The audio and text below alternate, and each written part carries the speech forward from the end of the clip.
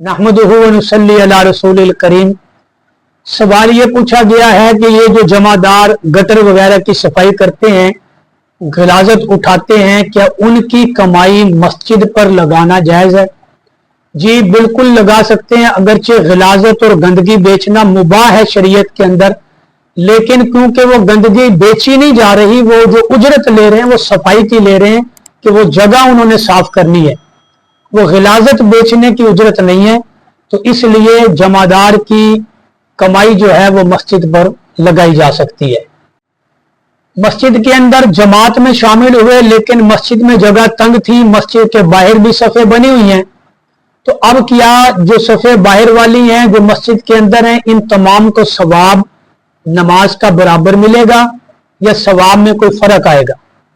तो इसका जवाब यह है कि सवाब सबका बराबर होगा। जिन्होंने मस्जिद के अंदर नमाज पढ़ी उनका भी, जिन्होंने मस्जिद से बाहर नमाज पढ़ी उनका भी, क्योंकि नीयत सबकी उसी इमाम की है जो इमाम उस मस्जिद में इमामत करवा रहा है।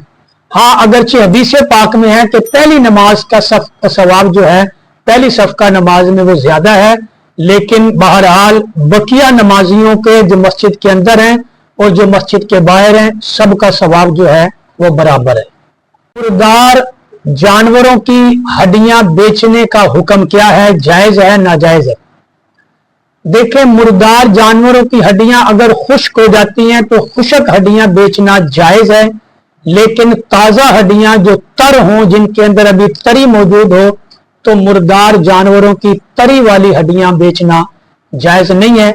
हाँ, मजबू जानवर जो है जिनको ज़िबा किया जाता है, हलाल जानवर, उनकी तरी वाली हड्डियां भी बेची जा सकती हैं और खुशक हड्डियां भी बेची जा सकती हैं। जैसे हम गोश्त खरीदते हैं, हड्डी वाला गोश्त भी बिकता है, बगैर हड्डी वाला भी, लेकिन मुर्दार जानवर जो हैं उनकी हड्डियां सिर्फ खुशक हड्डियां बेचना जायज है, तर हड्डियां बेचना जायज नहीं है। नकद में अगर कोई चीज बेचता है तो उसकी कीमत और है। अगर कोई उधार बेचता है कि मुझे पैसे बाद में दे देना, लेकिन कीमत ज्यादा लेता है, तो क्या ऐसा करना जायज है? जी बिल्कुल जायज है।